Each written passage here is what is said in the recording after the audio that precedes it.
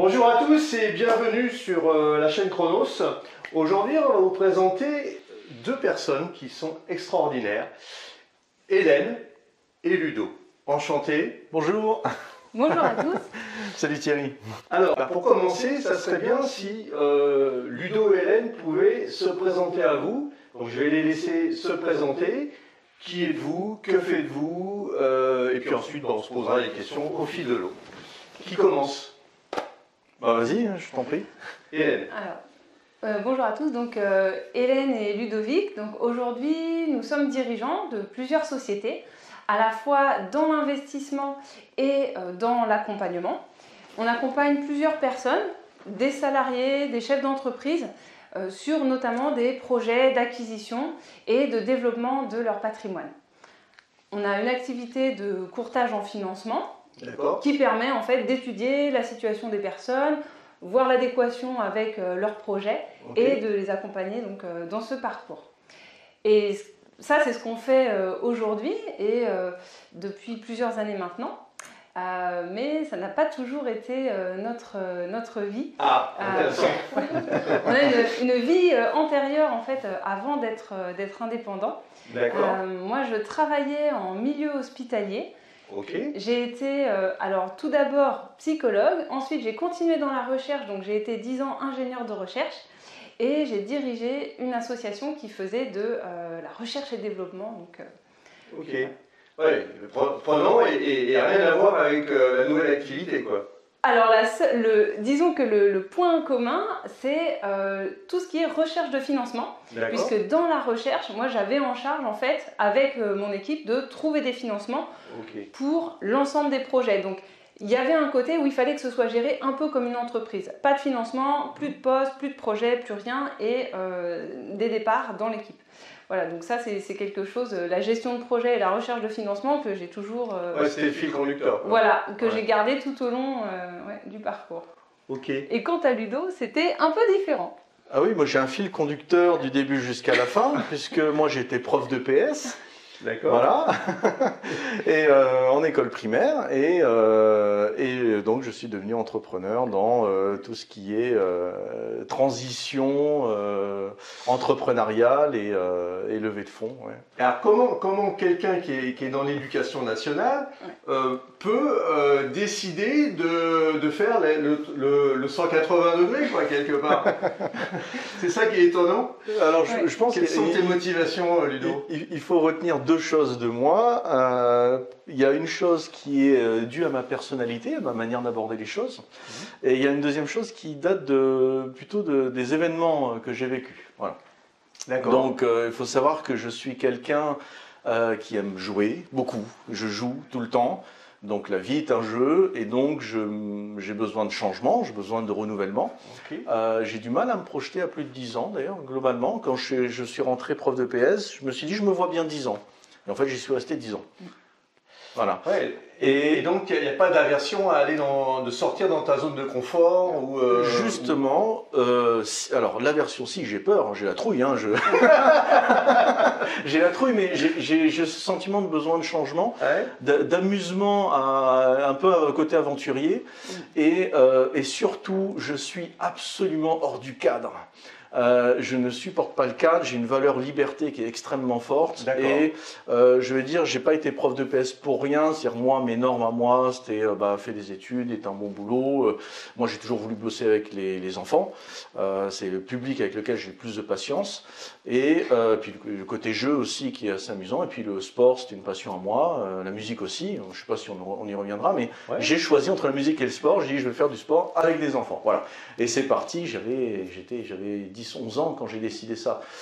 Donc, après, je ne rentre pas dans le cadre. J'ai loupé les concours de l'éducation nationale, parce que je n'étais pas éducation nationale, j'étais à la ville de Paris, qui a un corps de professeurs de la ville de Paris.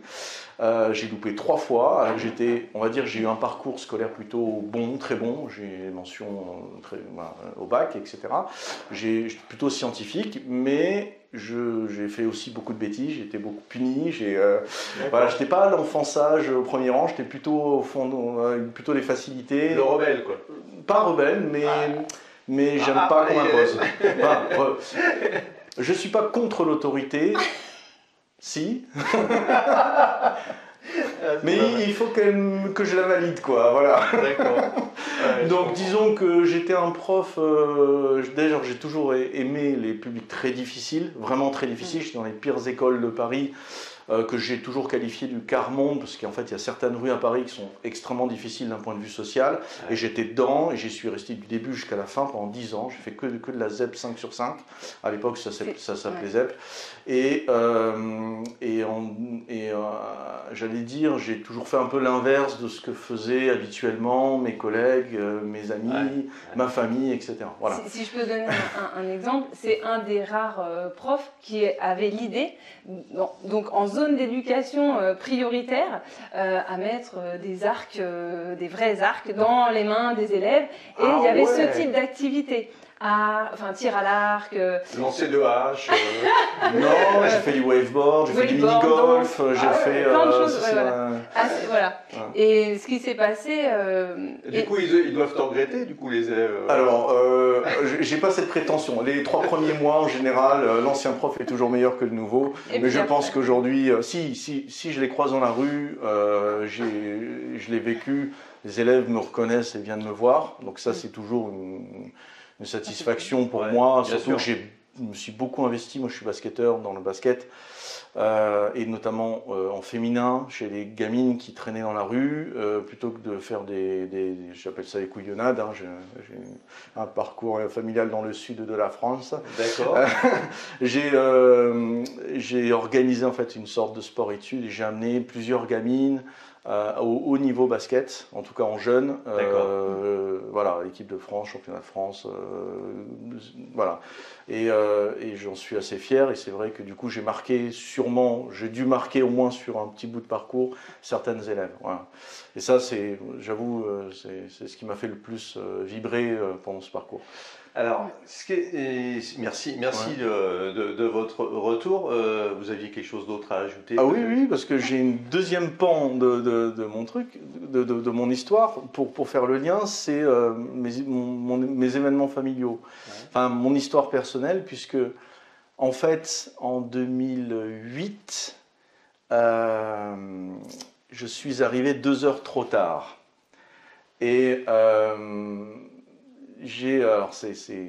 effectivement, j'arrive à l'hôpital et la femme qui se trouve devant moi et qui est déjà morte, c'était ma mère. D'accord. Et j'ai pris d'énormes décisions, j'ai pris conscience du temps qui passait, puisque le temps, c'est le sujet d'aujourd'hui, il me semble. L'organisation, la gestion du temps, et c'est vrai que ma mère a eu une leucémie. Il y a 60% de rémission sur cette maladie, il y avait énormément d'espoir, je suis extrêmement optimiste de nature, et ça a été vraiment un énorme choc d'apprendre que ma mère était en train de mourir, de prendre l'avion et d'arriver trop tard. J'ai pris des grandes décisions dans ma vie de ne plus jamais mettre les mauvaises priorités en avant. Et de réfléchir, donc cette notion de priorité va être très importante pour moi pour la suite, c'est-à-dire d'abord qu'est-ce que je veux et comment je fais pour l'obtenir. Et ce qui a déterminé en fait le changement d'activité qu'on a eu et qui m'a fait très peur, mais qui m'a pas posé de problème à franchir, c'est parce qu'à un moment donné, on s'est retrouvé dans une situation extrêmement difficile. C'était en 2016-2017. Hélène travaillait énormément. Elle travaillait le week-end, travaillait les vacances. Il faut savoir qu'elle cumulait 2 travails. Moi, j'avais des conditions, on va dire, j'étais pas trop à plaindre parce que j'avais le métier que j'aimais, le public que j'aimais, j'avais des conditions horaires plutôt agréables. Peu d'heures par semaine et beaucoup de vacances scolaires. Donc, j'étais pas à plaindre du point de vue professionnel. Par contre, nous, on a 2 filles. Et la grande. Alors, quel âge elles ont? Alors aujourd'hui, bientôt 10 ans et 7 ans. 8 ans. Bah, oui. Dans quelques jours. Dans quelques jours. C'est début février. 8 ans et 10 ans bientôt là au cours de l'année. Ouais. Ok. Est-ce que tu penses, Ludo, que cette prise de conscience par rapport à ta maman, c'est le déclencheur qui t'a fait prendre ce nouveau chemin, quoi, quelque part? Alors c'est un énorme déclencheur, oui. Le seul, non.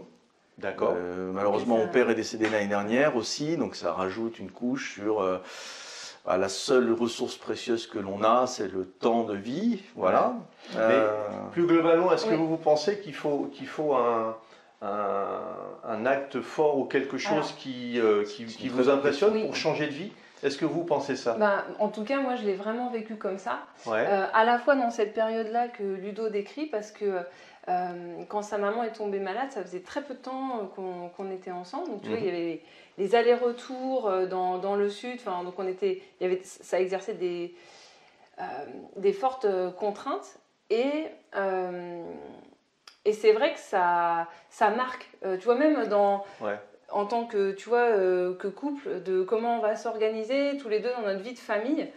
Tu vois, quand tu te répètes régulièrement que tu sais pas combien de temps tu as avec l'autre, ça aide vraiment à, tu vois, aussi à relativiser, à prendre du recul de temps en temps, etc. C'est pas facile tout le temps, mais pour moi, ça a été un vrai déclencheur et il y en a eu d'autres après.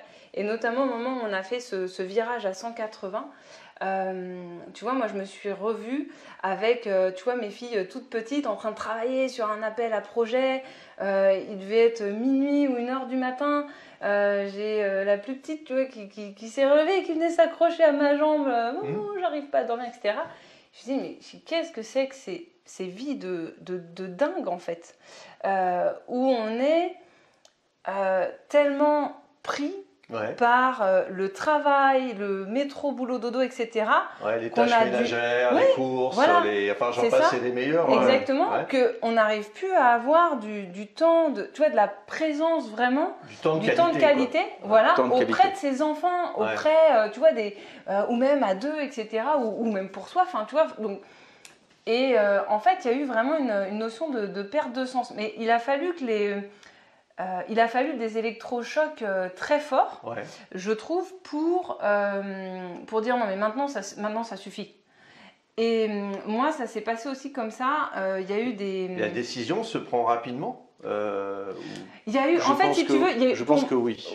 La réflexion, mais un certain. C'est ça. C'est-à-dire qu'en fait, tu as un coup, il y a eu des choses qui sont accumulées. Pour moi, ça a été, on a passé des vacances avec mes parents, Ludo, les filles, etc. Et j'ai un appel à projet qui était tombé en dernière minute, ça a pourri les vacances familiales. Mon père m'a regardé, on a fait un café ensemble à la fin des vacances. Il m'a dit, ma fille, je t'aime beaucoup, mais des vacances comme ça, c'est terminé. Plus jamais. J'ai attendu 4 ans avant de repartir en vacances avec lui. Je peux te promettre que je me suis juré que plus jamais je pourrirais un temps de vacances en famille. Ça m'a vraiment marqué. Et pour les filles, tu vois, la fois où la petite dernière était là dans mes jambes, il y a eu plusieurs choses comme ça où je me suis dit non, c'est pas possible, c'est pas une vie. Et du coup, c'est comme si le cerveau se mettait en mode recherche de solutions. Comment on peut faire? Est-ce qu'il n'y a pas une autre manière? Tu vas lui poser les bonnes questions à ton cerveau, finalement. Exactement. Et en fait, du coup, le fait, tu vois, que ces espèces de un coup de marteau successif tape sur la conscience et qu'on se mette en mode solution, dès qu'il y a une petite brèche, dès qu'il y a une opportunité, là, ça fait tilt et on y va. Et en fait, nous, c'est ce qui s'est passé, c'est-à-dire que dans la recherche, je me suis dit, moi, j'en ai marre de bosser la nuit, mon équipe en a marre de bosser la nuit, il faut qu'on améliore, qu'on puisse être plus efficace dans notre levée de fonds. Et du coup, moi, j'ai commencé à m'intéresser, à dire, mais est-ce qu'il n'y a pas d'autres moyens de faire de la levée de fonds que des appels à projets, tu vois, très administratifs, très classiques, etc. Est-ce qu'il n'y a pas d'autres manières de financer des projets? Et donc, je me suis intéressée de façon beaucoup plus globale à comment on lève des fonds en dehors de ce cadre-là, comment est-ce qu'on peut faire du marketing. Et du coup, de fil en aiguille, j'ai commencé à me former, et puis on voit des choses sur l'investissement, puis là je me dis, l'investissement immobilier, je suis sûre que ça plairait à Ludo. Du coup, il y a un soir, je suis rentrée d'un séminaire, j'ai dit, Loulou, on va changer de vie. Alors moi j'ai répondu, ouais d'accord. Et alors, ce qui m'intéresse, maintenant, c'est de savoir comment vous vous organisez au quotidien, qui fait quoi? Parce que j'imagine que vous arrivez à vous répartir les tâches. Oui. Ludo, par exemple. Alors, comment c'est possible? Alors, vous faites quoi? Vous faites des plannings? Vous mettez sur le frigo? Alors, absolument pas, enfants. et surtout pas au début.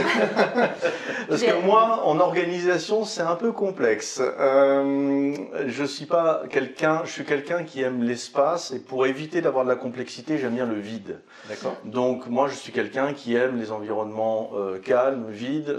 J'ai besoin, en fait, d'espace vital, et je suis assez extériorisant, donc j'ai besoin de conquérir l'espace. Ok. Donc, par principe, comme j'explose un peu tout le temps les cadres, un emploi du temps me contraint. D'ailleurs, j'ai jamais compris pourquoi il y avait 7 jours dans la semaine et pas 8, pourquoi il y avait 24 heures et pas 25. J'aime bien faire exploser les cadres qui paraissent les plus naturels du monde à chacun d'entre nous. Ouais. Finalement, je me dis, mais pourquoi on rajoute pas un jour dans la semaine si on veut se reposer un jour de plus? Pourquoi est-ce que je me questionne énormément là-dessus et je teste. Je joue en fait avec ces cadres pour trouver un peu mon équilibre. Et globalement, quand on démarre ce changement-là, alors il faut savoir juste le déclencheur chez moi. Moi, j'ai mon histoire personnelle sur Hélène. On a vécu un bout parce qu'on était ensemble à la mort de ma mère. Mes enfants, c'est quelque chose de très précieux. Il faut savoir que la grande, quand elle est rentrée à l'école, après le premier soir de l'école, elle a dit « Papa, merci, j'ai vu l'école, je n'y retourne pas ». Et comme elle a la même tête en bas que son père, elle n'a jamais voulu y retourner. Et ça a duré 1 an et demi, cette histoire.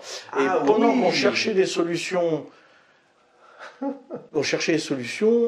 on l'a retirée de la cantine. Enfin, elle savait bien parler à 3 ans et demi, donc elle nous a fait une liste de 20 points à peu près, 15 ou 20 points, en disant, voilà, moi je ne veux plus aller à l'école parce qu'il y a trop de bruit, il y a des enfants qui bousculent, ils disent pas pardon, quand la maîtresse dit s'asseoir, il y a des enfants qui se lèvent, il y a des adultes qui crient sur les enfants, il y a trop de bruit à la cantine, on mange pas bien, il faut savoir que j'aime bien cuisiner, donc c'est vrai qu'on a toujours eu des produits frais à la maison, cuisiner, etc. On a toujours fait attention. À 3 ans et demi. 3 ans et demi, elle savait bien parler.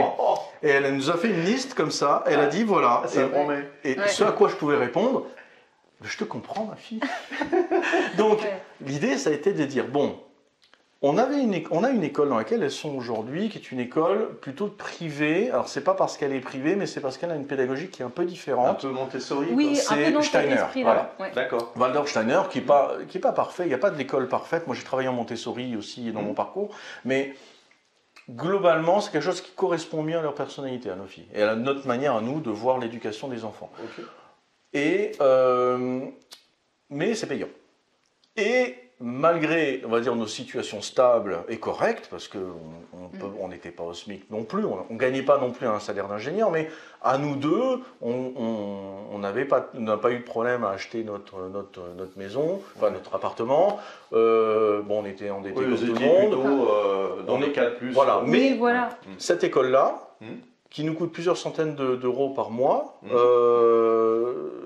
on ne pouvait pas se la payer. D'accord. J'ai fait le calcul avec un tableau Excel et j'ai dit on tient 8 ans.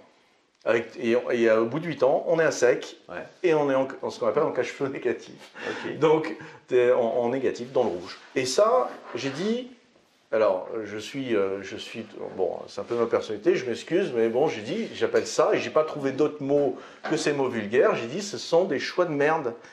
Pour la vie, j'ai appelé ça les choix de merde, j'ai pas trouvé d'autres mots. C'est-à-dire, on doit choisir entre, par exemple, moi j'ai toujours aimé faire de la bonne nourriture, de saison, locale, si possible bio, etc.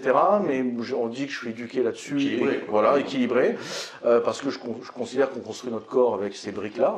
Notre maison, on la construit avec des bonnes briques. Donc, choisir entre ça ou la maison qui nous convient, dans laquelle il y a une chambre pour chaque fille, on n'a pas trop, on a pile poil ce qu'il nous faut, c'est bien, ou l'école de nos filles, ou des choses importantes pour nous. J'ai dit, non mais qu'est-ce que c'est que ce choix? J'ai dit, je refuse entièrement ce choix de merde. J'appelle des choix de merde, c'est-à-dire on doit choisir entre 2 trucs importants dans sa vie. Je dis, je ne demande pas la lune, je demande juste à mettre mes enfants dans un système qui leur convient mieux pour qu'elles se développent. Sinon, j'avais l'impression de les éteindre, en fait, tout simplement. Donc, si j'ai bien compris, vous dites, il faut que j'adapte le système qu'on va mettre en place tous les deux à nos enfants. Oui, exactement. En fait, oui, c'est ça. Voilà. Et c'est là où, moi, personnellement, en termes d'organisation, j'ai commencé par mettre qu'est-ce que je veux. J'ai dit, je veux du temps avec, d'abord, moi, mon couple, et ensuite mes enfants. dans l'ordre. C'est-à-dire, si je ne peux pas m'occuper de mes enfants si je ne m'occupe pas de moi. Oui. Parce que éduquer des enfants, c'est ma vision des choses. Logique. Voilà, ça paraît logique, mais je vais considérer que c'est quand même ma vision qui peut être partagée, mais je dois montrer l'exemple à mes enfants. Je ne peux pas fumer et leur dire que c'est pas bon la cigarette, quoi. Donc, si je veux qu'elles soient heureuses, mes filles, ben, il faut que je le sois. Il faut que je leur montre l'exemple. Si je veux qu'elles aient un couple heureux, peu importe avec qui elles vont choisir, ou qu'est-ce qu'elles vont choisir, j'en sais rien. mais il faut que je sois heureux dans mon couple. Sinon, je leur montre pas l'exemple. Si on divorce, par exemple, ben, mes enfants, ils auront quoi comme exemple? Ben, quand on est un couple, on divorce. Je ne veux pas leur montrer cet exemple. Je n'ai pas voulu, j'ai jamais voulu. On ne sait jamais ce que la vie nous réserve non plus. On ne sait jamais. Mais je veux dire, il y a eu cette notion de dire moi, mon couple, ma famille. Et après le reste. Et donc forcément, quand on démarre cette dynamique d'investissement, pour dire on veut se libérer du temps, gagner plus d'argent et gagner plus de temps. Voilà. Et vite, parce qu'il fallait qu'on trouve une solution pour notre fille. Et puis Hélène était quand même dans une situation où c'était un peu compliqué au jour le jour. Elle rentrait extrêmement tard, moi je partais très tôt. En gros, on ne se croisait pas. L'idée, c'était de dire, vite, une solution pour plus d'argent, plus de temps. Pourquoi? Moi, mon couple, ma famille. Et à partir de là, ça a été, mais comment je fais pour investir? Alors, on a commencé dans l'immobilier, investir dans l'immobilier, en mettant la priorité sur le temps personnel et de famille. D'accord. Ah, alors là, ça commençait à être une équation un peu compliquée. Oui, il y a plusieurs paramètres qui rentrent en ligne de compte. Et c'est il y a ça la des clé. paramètres, mais il y a ceux d'Hélène. Voilà, exactement. Mais la clé, en tout cas, était de dire, de se donner, finalement, pour moi, presque les contraintes maximum, parce qu'il y a des gens qui, et on l'a vu, en fait, on a commencé à faire des séminaires, à se former, etc. Et on a vu des gens qui investissaient, qui changeaient leur vie, qui entreprenaient et qui divorçaient. Et qui y passaient leur temps. Et j'ai dit, mais c'est justement ce que je ne veux pas. Je ne veux pas lancer un nouveau projet qui va détruire tout ce que je veux construire. Je vais d'abord sécuriser. Et donc, en se donnant ces contraintes-là, c'est là où, finalement, moi, ma créativité est ressortie. C'est les fondations. Les fondations de la maison, c'est ultra important. Ça permet de passer les tempêtes. Voilà. Il y en a forcément dans un couple. Ah oui, c'est clair. C'est pas tout parfait, tout bisounours, etc. Non, ça n'existe pas. Depuis qu'on se marie, il n'y a aucun problème. Alors, justement, Hélène, comment toi, tu vois l'organisation au quotidien? En fait, une fois qu'on a fixé la ligne conductrice, moi je vais plutôt chercher des solutions pratiques. Et parce que voilà, Ludo c'est un temple, mais du coup, de temps en temps, je lui fais des propositions. Je dis tiens, est-ce que tu connais le Miracle Morning? Donc, il y a Savers, les routines. Voilà, c'est ça. C'est-à-dire qu'il y a eu des choses en fait qu'on a mises en place. Donc, il y a les solutions pratiques pendant, on va dire, la phase de préparation de la transition, où là, on était en contrainte temporelle maximum. Et puis, il y a l'organisation, je dirais, en dehors de ces phases-là, tu vois, qui sont quand même très très intenses et qui seraient peut-être pas tenables, tu vois, sur le long terme. C'est bien pour passer un cap, mais voilà. Donc, dans la phase où on voulait changer, mais où on avait très peu de temps, parce que travail salarié, les transports en commun, les filles petites, etc. Donc là, effectivement, on a utilisé le Miracle Morning, donc lever et travail sur les projets de 5 à 7. Ça allait aussi de... Donc lever 5h du matin 5h du matin. D'accord. Et vous l'avez fait pendant combien de temps? Mais quand même, un an et demi? Ouais, 1 an et demi, 2 ans.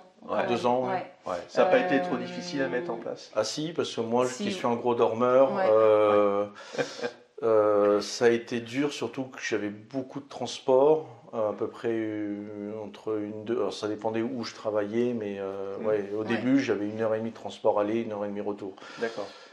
Mais du coup, on a mis d'autres choses en place, c'est-à-dire que du coup, une habitude s'accroche à une autre, et c'est un ensemble de paramètres qu'on a changé dans l'environnement. Parce que donc, en fait, c'était globalement dégager du temps le matin, mais aussi optimiser le moindre temps, soit pour faire quelque chose, soit pour récupérer, donc micro-sieste. Moi, j'ai fait des micro-siestes au travail. Génial. J'en ai fait aussi. Ludo aussi. Où, tu vois, par exemple, les temps de transport en commun, se dire, bon, bah, soit ça va servir pour Ludo à checker des annonces sur Le Bon Coin, soit ça va servir en mode lecture ou podcast, tu vois, avec le smartphone, la petite Kindle. Soit ça va servir, si on a une place assise, à se reposer, faire une micro-sieste. Mais il fallait un petit peu tout optimiser et accepter du coup de changer des choses qui paraissent normales pour tout le monde. Par exemple, quand on est parent, avec les enfants, tu vois, tu as aussi beaucoup de choses à assurer, etc. Nous, on a mis en place une arnaque absolue qui est le goûter dîner. C'est-à-dire plutôt, tu vois, de récupérer les enfants, de faire un goûter, puis ensuite de refaire un dîner un peu plus tard. Aujourd'hui, on peut les récupérer tôt. Eh bien, on va faire comme dans les pays du Nord ou en Allemagne, c'est-à-dire un repas vers 17-18 heures, façon maison de retraite, tu vois. Et j'ai envie que je vous préviens, c'est le repas du soir. On peut commencer par les fruits ou, tu vois, ou le sucré si besoin. Ça, c'est pas grave. Mais le principe, c'est, voilà, on mange le plus tôt possible pour avoir fini. Et pour pas, tu vois, et pour pas manger tard, parce que du coup, tu fais tout tard derrière, tu te décales sur le soir, t'es crevé, etc. Voilà, tu dors moins bien, tu te couches plus tard, etc. Donc, ça marche bien en hiver, hein, cette technique. Et c'est vrai qu'on a, tu vois, on n'hésite pas à remettre en question des choses qui peuvent sembler normales. On se dit, finalement, qu'est-ce qui oblige à faire comme ça? Bon, peut-être qu'on peut faire autrement. Donc, ça a été beaucoup des choses comme ça qu'on a utilisées. Et on a aussi, ça a été aussi progressif, c'est-à-dire que, tu vois, on n'a pas arrivé à mettre en place du jour au lendemain tout ce qu'on voulait mettre en place. Même encore aujourd'hui, tu vois, la question de l'organisation, de la productivité, alors moi, c'est des sujets qui me plaisent beaucoup. On continue de se former et souvent, on fait des tests. D'accord. Je dirais que moi, quand j'ai vu... Ah oui, tout ne fonctionne pas. Non, voilà. Et puis, tout ne fonctionne pas pour chacun parce que... Tout ne fonctionne pas pour tout le monde. C'est ça. Tu as des personnes qui sont naturellement, qui adorent les systèmes, les process, tu sais, qui vont faire une checklist. Oui, il y en a qui sont quasi militaires. Voilà. C'est peut-être pas ce qui convient à tout le monde. Voilà. Et pour qui c'est naturel, tu vois, pour qui il y a un vrai... tu les vois depuis tout petit. Et puis, mais je dirais que c'est pas forcément notre cas. Donc, il faut à la fois... apprendre, s'inspirer et adapter à ce qu'on est en capacité de faire, notre environnement, les contraintes de famille. Donc à chaque fois, on adapte en fait. D'accord. Voilà. Est-ce que c'est figé finalement? Non. Non, absolument pas. Absolument pas. Non. C'est en fonction des saisons, c'est en fonction de quoi que ça peut varier finalement. Alors ça, pour moi, qui aime bien un peu exploser les cadres, il faut qu'il y ait des nouveaux éléments qui se rajoutent. Ça a besoin d'être dynamique. J'ai besoin aussi d'avoir un vrai problème pour y répondre. C'est pour ça que quand tu posais la question, est-ce qu'il faut une claque dans la vie pour pouvoir basculer et changer les choses, j'ai presque tendance à dire oui. Par contre, ça peut s'organiser. Attention, j'ai pas dit il faut attendre un accident de la vie horrible ou je sais pas, ou foncer dans un arbre exprès pour dire que j'ai eu un accident de voiture. Non, il y a des choses qui s'organisent. Des fois, c'est simplement, et puis ça dépend de chacun. Moi, c'est vrai qu'il a fallu et il me faut régulièrement un coup pour que je prenne conscience, sinon... ça joue le rôle d'accélérateur. Ça déclenche, ça bascule, le cerveau bascule en mode solution, en disant j'ai un problème, il faut que je trouve une solution. Tant qu'on est dans une espèce de confort qui se réduit peut-être petit à petit, on s'endort un peu, on s'habitue, et en fait il faut casser un petit peu ce schéma. Donc j'ai tendance à dire oui, il faut un déclencheur, voilà, un stimuli. Par contre, dans les systèmes d'organisation, moi, je vais beaucoup regarder, je suis très observateur, j'écoute très peu, donc j'ai beaucoup de mal à, par exemple, suivre des formations jusqu'au bout, j'ai beaucoup de mal à lire de manière régulière, j'adore lire, j'adore me former, mais c'est par phase. Il faut les résumer. À partir du moment... alors, les résumés, elle est là. Non, mais Hélène est absorbe énormément de choses. Et souvent, elle me déconne, elle me résume des choses, elle me dit va vers là, et ça me convient très bien, en tout cas jusqu'à présent. Mais je dirais, en plus, il faut apprendre à se connaître. C'est-à-dire que moi, à partir du moment où j'ai lâché, parce que tous les exemples qu'on a en organisation, en tout cas que moi j'avais à l'époque, c'était pour ça être organisé, il faut ranger, quand on se lève le matin, on fait son lit, machin, et moi je commence par me lever, je fais pas mon lit. Donc je dis, zut, ça fait beaucoup de choses à retenir d'un coup, parce qu'il faut d'abord que je pense à des trucs perso, de famille. Moi quand je rentre le soir, je suis fatigué, je me mets dans le canapé, puis on me reproche de ne pas avoir fait tel et tel truc. que ce soit dans la famille ou avec Hélène, parce qu'elle va y penser, pas moi, on n'a pas été éduqués pareil, on n'a pas... moi, je suis fatigué, je vais dormir. Je suis un peu animal. On a tous été éduqués d'une façon différente, voilà. A priori. Donc, la première chose à faire, c'est s'accepter, se connaître, pour pouvoir adapter tous les outils qui existent à soi. Exact. Et donc, forcément, on en a un peu discuté avant l'interview, j'ai une vision du temps qui est un petit peu cyclique et qui est autour de l'écoute de ce que je ressens. C'est-à-dire, je suis très observateur et je vais regarder, il y a des choses qui vont me plaire, je vais les réadapter chez moi. Des fois, je vais faire l'inverse de ce que j'ai vu en disant justement, c'est exactement l'inverse de ce que je veux faire. Ça va me donner plein d'idées.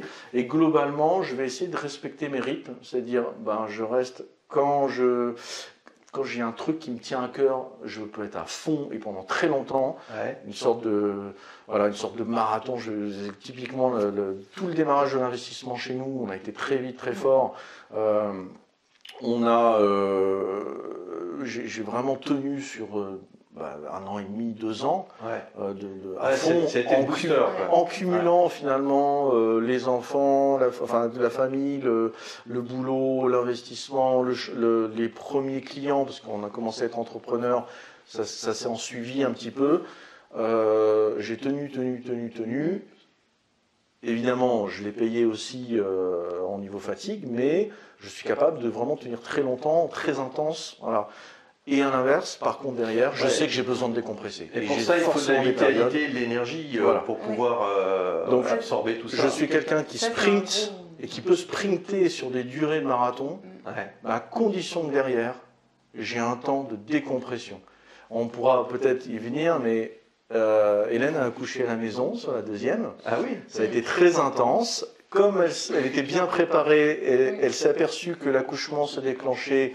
On voyait déjà la tête, donc j'étais tout seul. Il y avait la grande qui était pas très loin, elle était dans la chambre d'à côté. Donc j'ai ouvert les portes, on a appelé tout le monde, les grands-parents, la sage-femme, etc. Et c'était prévu, je précise, c'était pas un accident.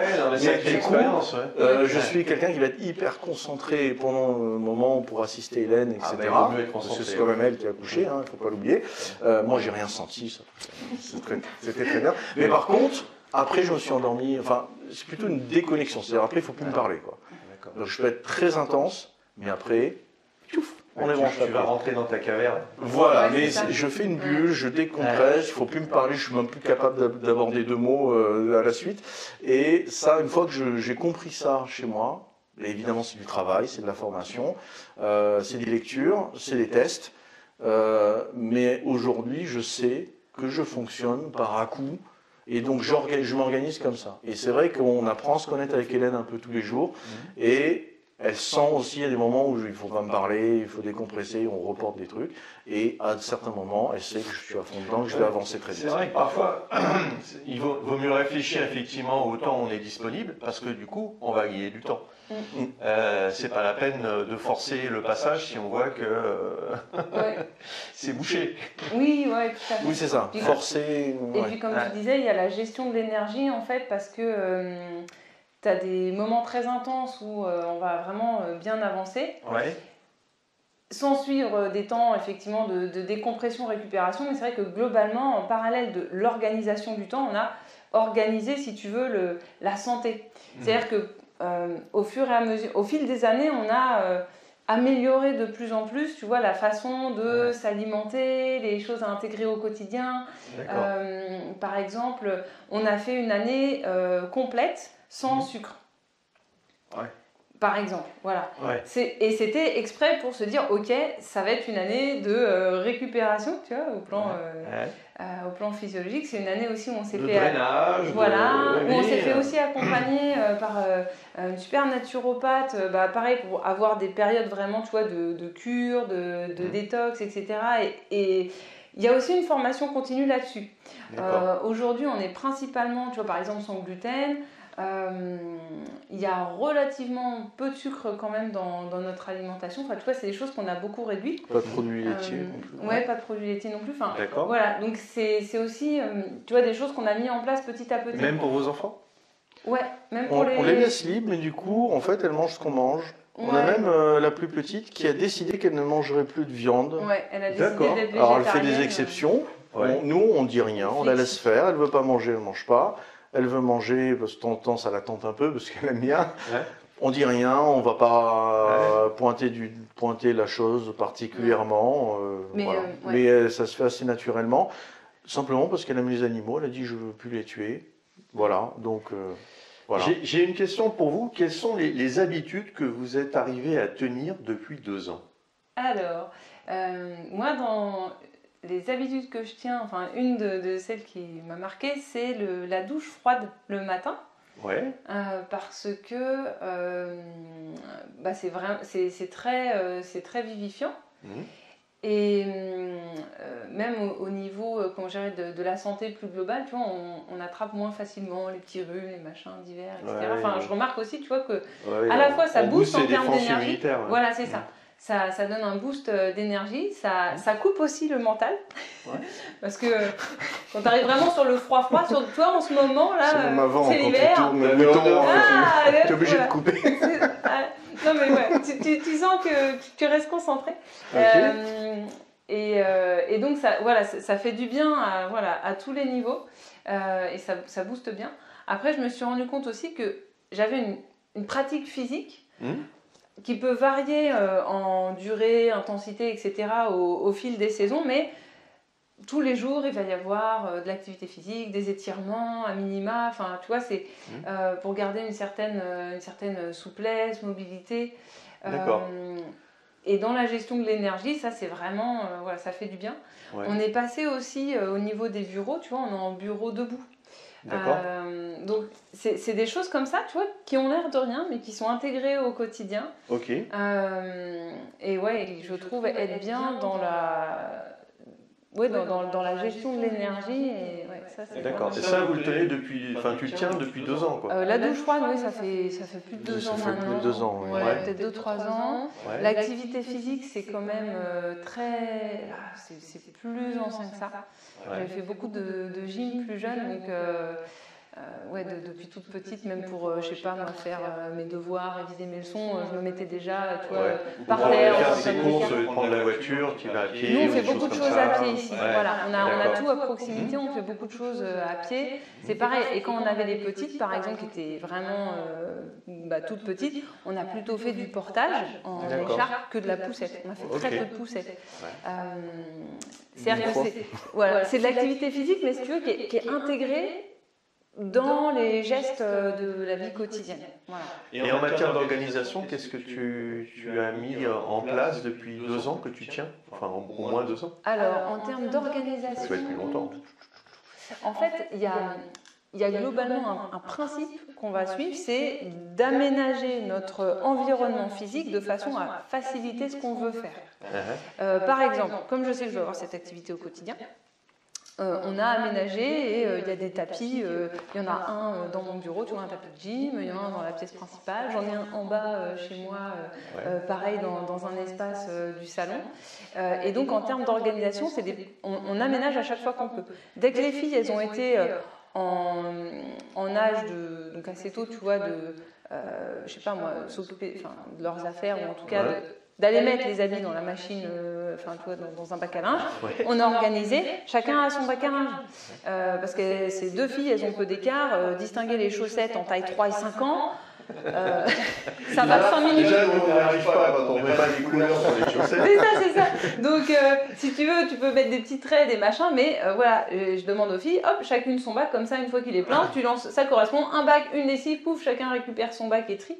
D'accord. Et donc, si tu veux, on aménage au fur et à mesure l'environnement pour pouvoir y accrocher des habitudes. La chambre des filles, on les a vidées, on leur a fait vider leur chambre, parce qu'au bout d'un moment, ça s'entasse. Et on a fait trier un gros tri, et ensuite, on s'est occupé de recréer un rangement pour chaque chose. D'accord. En donnant les conditions de ne plus jamais rien avoir par terre. Oui. Parce qu'évidemment, dans les phases qu'on a vécues, il y a des moments où on a été obligé de lâcher les trucs. On ne peut pas se concentrer sur tout. Ouais. Donc il y a eu des moments où la maison elle était vraiment en bazar. Et en plus, moi ça me dérange moins qu'Hélène. C'était horrible. Moi chez moi j'ai toujours vécu une maison en bazar, etc. Hélène c'était toujours au nickel chrome. Souvent c'est les femmes. Hein. Non, il y a une culture familiale. En plus, il y a une culture familiale. Moi c'est plutôt méditerranéen. Alors je dis pas que les Méditerranéens sont désorganisés, mais chez moi c'était un peu vient qui veut, s'installe qui veut, pose qui veut, nous laisse qui veut. Enfin, il y avait un côté vie, puis on était 3 enfants, voilà, et il y a toujours eu des trucs qui traînaient sur les surfaces horizontales, tac, tac, tac, tac, tac. C'était assez courant. J'étais presque le plus organisé de la famille. Je ne marchais pas sur mes affaires. D'accord. Voilà. Voilà. Et du côté d'Hélène, par contre, c'était très carré. Voilà. C'était très chaque chose à sa place, etc. Donc, on a hérité chacun d'une éducation différente, et c'est pas les mêmes choses qui nous choquent. D'accord. Voilà. Et voilà, et du coup, moi, depuis toute petite, tu vois, j'avais un peu des checklists. Mettre la table, fermer les volets, tac, tac, tac, tac. Okay, et du coup, avec les filles, c'est vrai que je l'ai reproduit, mais il y a eu l'influence de Ludo, donc tu vois, de façon plus souple. Donc on va plutôt dire, voilà le résultat qu'on veut, à telle heure. Faites comme vous, voilà, débrouillez-vous, mais ouais. Donc tu vois, c'est plutôt comme ça. Et si pour le matin, parce qu'au départ, c'était à s'arracher les cheveux, tu vois, le départ pour l'école, etc. Maintenant qu'elles sont un peu plus grandes, on a pu faire un peu le rétro-planning, tu vois, c'est-à-dire dire il faut qu'on soit parti à 8h15. Ouais. Donc il faut qu'on ait lavé ses dents à telle heure et qu'on soit à table du petit déjeuner à telle heure et que du coup on ait mis le réveil à telle heure, etc. Et la petite qui a bien compris le principe de simplification, moi j'aime avoir du temps le matin, et j'ai pas faim, donc moi je vais directement me lever, pas de petit-déj. Et effectivement, dans ses rythmes, elle n'a pas forcément faim le matin. Il mange bien midi à la cantine. Je ne vais pas me déshabiller le soir, comme ça, le matin. C'est ça, mais j'allais dire. Je vais gagner du temps. Ouais, c'est ça. Ça me fait penser à un principe qui est assez intéressant à aborder, qui a été rappelle-moi le bouquin, le docteur, celui qui parlait du est-ce que c'est mon problème ou est-ce que c'est le problème de mon enfant. Parents efficaces. Thomas Gordon. Oui, Gordon, c'est ça.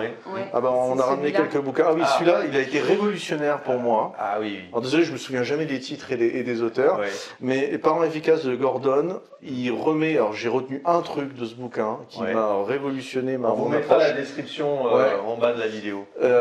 C'est vraiment, est-ce que le problème m'appartient à moi, c'est un problème qui me concerne, ou c'est un problème qui concerne mon enfant. Je prends un exemple. Alors, ça peut être l'exemple de je me déshabille pas le soir, comme ça je suis prêt le matin. Finalement, qui c'est que ça dérange? Est-ce que c'est mon problème, moi, que mon enfant ait dormi avec ses habits ou pas? Non, c'est pas mon problème. Il y a peut-être une pression sociale, mais si on l'enlève, pas mon problème. Et je prends un exemple concret qui m'est arrivé. Ma fille, la grande, ne voulait pas ranger sa chambre. Donc, elle est allée tout par terre. Et j'ai dit, moi, ça me pose un problème de marcher sur des affaires. Donc, je ne peux plus te faire l'histoire du soir, ni te faire un bisou. On n'accepte plus. Je n'accepte plus de rentrer dans un endroit où je vais marcher. Je risque de casser les affaires de quelqu'un d'autre. D'accord. Donc je dis voilà maintenant, mon problème à moi, c'est de pouvoir accéder. Non, mais j'ai dit mais moi si tu veux on le fait dans mon lit machin, mais moi je ne rentre plus dans ta chambre. On peut plus marcher dans ta chambre. Du coup, j'ai dit voilà mon problème, mon problème c'est je n'aime pas casser les affaires, j'aime pas marcher, piquer les pieds, etc. Donc je rentre plus dans ta chambre, sauf s'il y a du passage, voilà. Et elle aime bien qu'on vienne dans sa chambre. Donc elle aurait trouvé la solution. Je lui ai laissé, c'est ce que dit le Gordon, je lui ai laissé le choix de sa solution qui lui convenait. Parce que si je ne rentre plus dans sa chambre, peut-être que c'est mon problème de ne pas vouloir marcher sur les affaires. Donc j'ai identifié mon problème. Mais c'était pas le sien. Donc moi je disais range ta chambre parce que c'était mon problème, mais elle, comme c'était pas son problème, elle voulait pas. Donc il y avait confrontation. À l'inverse, elle voulait que je vienne lui dire bonne nuit dans son lit. Et elle aimait bien ce moment-là. Et je dis, mais voilà. Et donc c'est devenu un problème pour elle. Et donc la solution qu'elle a trouvée, c'est de me dégager un passage. Donc il y avait le bazar partout, sauf sur un passage. je m'en suis accommodé en disant, maintenant que j'ai plus ce problème de marcher sur des affaires, qu'elle faisait l'effort de me faire le passage, de résoudre mon problème parce qu'elle résolvait le sien, du coup on a trouvé un accord. Et au fur et à mesure, en fait, on est venu à communiquer de cette manière-là. D'accord. Et finalement, aujourd'hui, elle range beaucoup mieux sa chambre, elle a trouvé un intérêt, mais en fait, c'est pas passé par je t'impose ma solution à mon problème, alors que toi, ça te concerne pas. Ah, c'est super important. Voilà. Et ça, c'est Thomas Gordon qui m'a apporté ça. Et c'est vrai que ça a révolutionné ma manière d'aborder les problèmes que j'avais avec mes filles. Et vous ne faites pas de conseils de famille ou de réunions hebdomadaires, par exemple, pour regrouper tous les problèmes? C'est vrai qu'on ne l'a pas formalisé comme ça, mais dans le sens où on n'a pas bloqué un créneau spécifique. Mais c'est vrai que c'est quelque chose qui revient régulièrement. C'est-à-dire, effectivement, on se pose tous à table pour décider ensemble. Ou par terre, ou dans le salon, enfin, se retrouver tous les quatre pour décider de ce qu'on veut faire ensemble, des contraintes de chacun, de qui est prêt à faire quoi. Si on l'a fait notamment, en fait, comme c'est assez évolutif avec les enfants, parce que au fur et à mesure qu'ils grandissent, ils peuvent aussi faire plus de choses, et puis eux aussi, ils ont besoin de plus d'espace de liberté, d'autonomie, etc. Donc c'est vrai qu'on le fait régulièrement quand il y a, on voit qu'elles grandissent, que nous, il y a à la fois besoin de plus d'aide, de participation dans la maison, il y a des décisions à prendre, donc oui, ça, effectivement, on va le faire. On aime bien se réunir effectivement à quatre pour décider qui fait quoi, qui aime pas forcément régulier, mais on l'a fait de nombreuses fois. Ça peut être les décisions, qu'est-ce qu'on a envie de faire pendant les prochaines vacances ou l'été. C'est constructif en fait. Voilà, on les fait participer. Des fois, c'est par exemple, moi j'essaie de partir à la salle de sport à 6h du matin, entre 6 et 7. À 7h, normalement les filles se réveillent. Et il a fallu trouver une solution pour les filles, pour qu'elles se lèvent et qu'elles qu'elles s'occupent pour être prêtes. Et donc à un moment donné, j'ai dit, mais moi je ne veux plus avoir ça en plus, en contrainte, vous êtes assez grande, je pense que vous pouvez le faire toute seule. Maintenant, moi j'ai besoin de partir faire mon sport. Comment est-ce que vous pouvez faire pour quand même être prête? Et la question, elle est super puissante, c'est comment vous pouvez faire. C'est-à-dire que la solution ne vient pas de vous, mais elle vient des enfants. Voilà, dans la relation parent-enfant, en tout cas, aborder le sujet de cette manière-là. Et des fois, c'est pas la solution qu'on attend, c'est pas la solution la plus efficace, mais il faut savoir à la fois être patient et à la fois accepter que leur solution finalement résout le problème qu'on a posé. D'accord. Et l'exemple typique de la petite qui dit je mange pas, comme ça j'ai plus de temps et comme ça elle est prête avant. Proposé en première instance. À un moment donné, la grande, ça a été de créer son bonhomme d'habits la veille. Alors, voilà. Donc le bonhomme d'habits, je précise pour les gens qui ne connaîtraient pas, c'est que on place les habits comme un bonhomme à plat par terre, comme ça on n'oublie rien. Donc on peut le faire assez jeune, je crois que on reconstitue le bonhomme, voire la petite même, elle mettait une tête, elle allait chercher un truc, un ballon, elle faisait une tête. Mais du coup c'était assez ludique et comme ça le lendemain matin tout était déjà là. Donc aujourd'hui on parle du bonhomme d'habits. Est-ce que tu as fait ton bonhomme d'habits? Les enfants ils ont ça que nous on perd un petit peu avec l'âge, c'est le jeu quoi. Oui. Donc à partir du moment où on leur amène un jeu, forcément ils veulent jouer. C'est vrai que c'est beaucoup plus ludique. C'est pareil, on a trouvé, tu vois, dans le côté simplification ou faire en sorte de créer l'adhésion, on s'est rendu compte aussi qu'en mettant, tu vois, par exemple des histoires le matin pour accompagner un peu, tu vois, la mise en route au réveil quand c'est difficile, ou de la musique quand c'est le moment de ranger et d'aller se brosser les dents après le repas. Tu vois, c'est des petites touches, ça a l'air de rien, ça prend 2 secondes, mais ça, tu vois, ça a un côté facilitateur. Et en fait, il y a un petit côté rituel. Voilà. Et c'est des habitudes qui évoluent au fil du temps, au fur et à mesure que les filles grandissent. Mais en tout cas, tu vois, c'est ce principe de chercher des choses qui vont faciliter les rythmes. Parce qu'au départ, moi, je voulais le faire de façon très scolaire. Il faut avoir tout préparé la veille, il faut ci, il faut ça. Mais quand je suis que dans le il faut, c'est marrant, ça les tente pas du tout. Voilà. Elles n'ont pas du tout envie de suivre. Non, c'est pas mon truc. Voilà. Ça rentre pas dans leur plan. Ah non, non, non, du tout. Oui, c'est ça. Et puis même moi, tu vois, j'en avais marre, tu vois, de dire, tu vois, j'ai pas envie de m'énerver à chaque fois, etc. Et c'est vrai que je me rends compte qu'en y mettant plus de, tu vois, de légèreté, de jeu, de musique, de tout ce que tu veux, c'est l'eau chaude. Ça passe beaucoup mieux. Oui, ça va.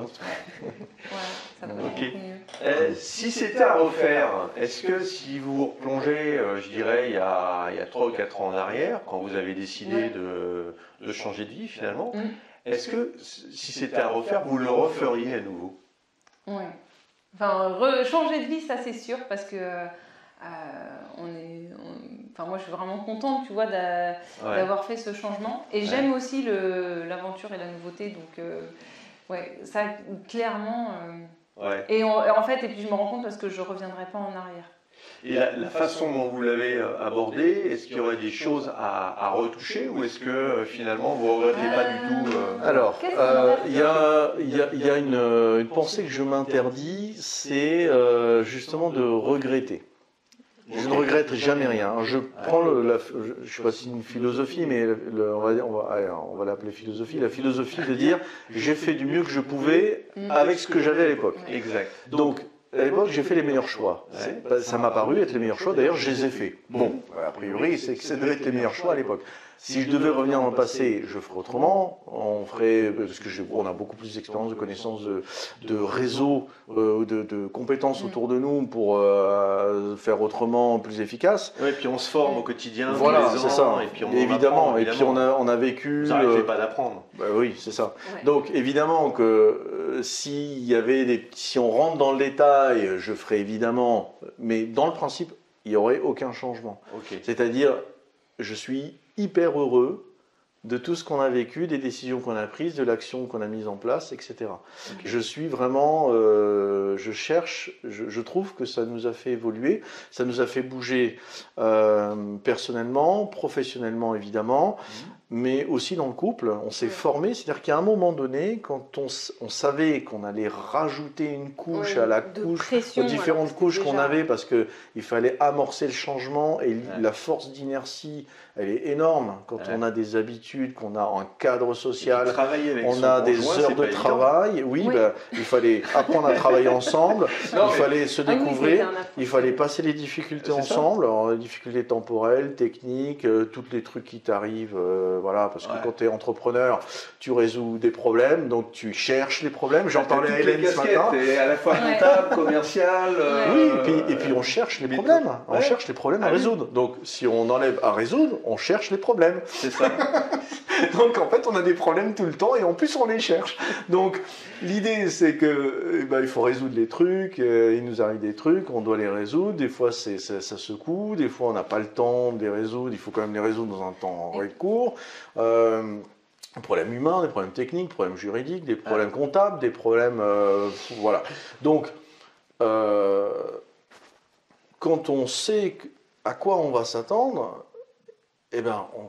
moi personnellement et avec Hélène, on s'est toujours repris un peu de recul en disant mais attends, qu'est-ce qu'on ne doit surtout pas louper? Notre temps à nous, nous, notre couple, nos enfants. Et en fait, on y revient systématiquement en disant est-ce qu'on est toujours dans la bonne direction? Et c'est vrai qu'on s'est formé en tant que couple. Au niveau de la communication.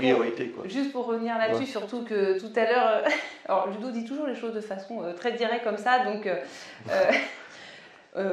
et notamment tu vois, par rapport à la question du divorce. En fait, ce qu'il faut savoir pour comprendre aussi, c'est qu'en même temps où il y a eu la phase avec la grande qui ne voulait pas aller à l'école, que c'était un cauchemar tous les matins pour l'amener, etc., et où nous, on a décidé de changer de vie, moi, j'ai vu aussi le couple de mes parents exploser en 3 mois de temps, alors que ça faisait plus de 40 ans qu'ils étaient ensemble et que personne n'a rien vu venir. C'était jamais disputé. Oui, c'est ça. Et autour de nous, dans la même période... dans la sphère publique. Oui, voilà, exactement. Oui, voilà. Et on a vu aussi, pareil, à cette époque-là, autour de nous, en fait, on est dans un immeuble qui est très familial, il y avait beaucoup de jeunes familles, en fait, et on a vu, pareil, plein de séparations.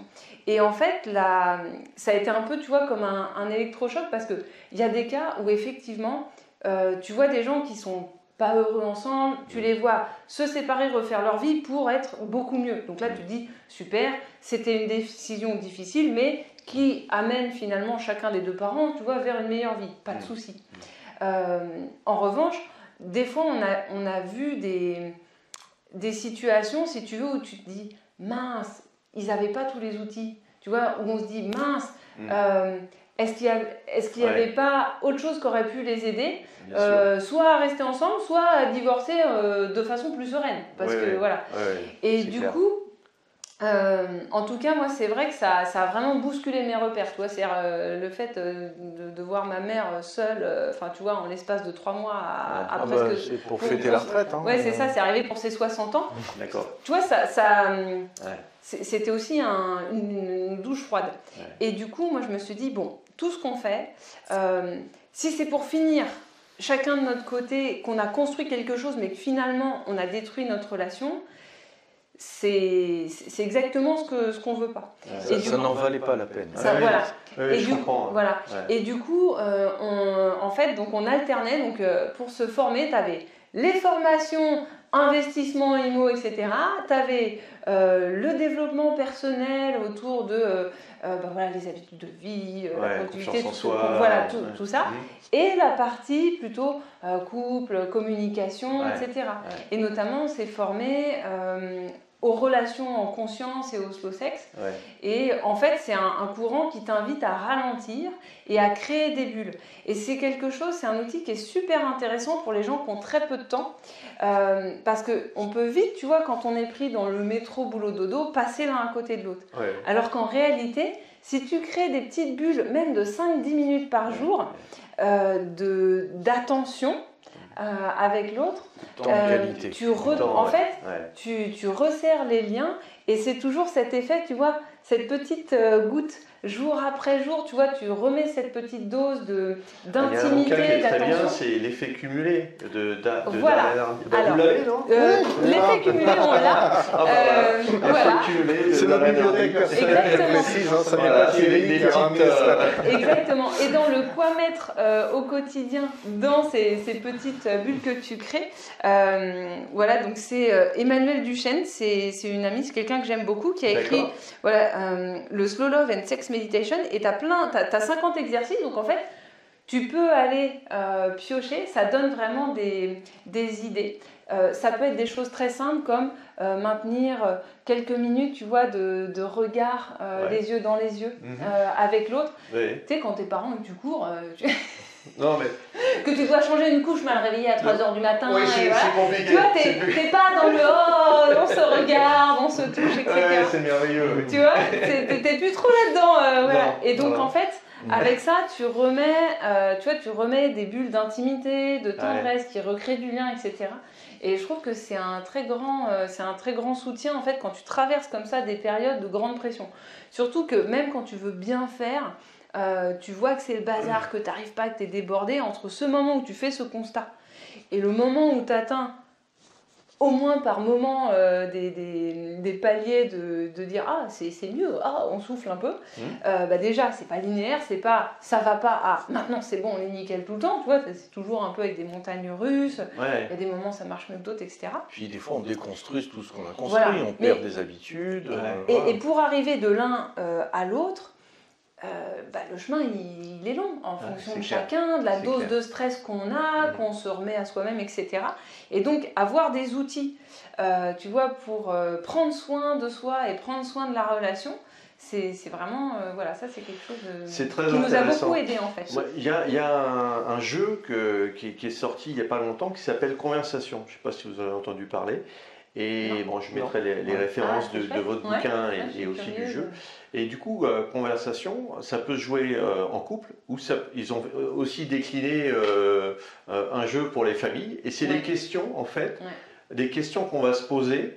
Et justement, on l'a testé avec mon épouse, mais c'est vrai que c'est quelque chose, c'est une parenthèse enchantée finalement, où on va prendre du temps pour son couple, où on va prendre du temps pour sa famille, et du coup, c'est vrai qu'on ne prend pas assez de temps.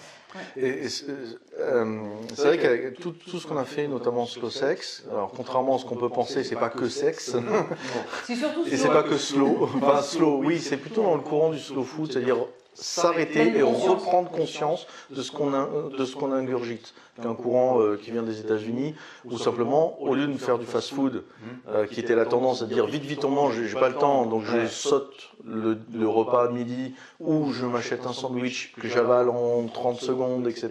L'idée, c'était de dire non, c'est un moment où on s'assoit, un moment privilégié. On sent, on touche, on goûte, on mâche, on machin, on truc, c'est on prend le temps. Voilà. On reprend le temps de dire attends, je suis en train de nourrir mon corps. Bon. Et en fait, l'idée, c'est la même chose avec la relation dans le slow sex, où en fait, on va créer une bulle sécurisée avec des règles strictes pour garder un effet de confiance mutuelle. Il ne se passera rien d'autre que les règles que ce qu'on s'est donné au début de l'exercice.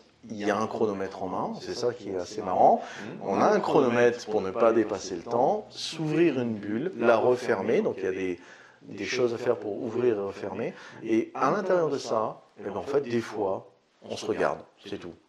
Et un regard intense, ça en dit beaucoup plus que certaines paroles. Ou des fois, on va se toucher, ou on va demander, ou on va dire des choses, on va poser des questions. Il y a plein d'exercices qui existent. Et en fait,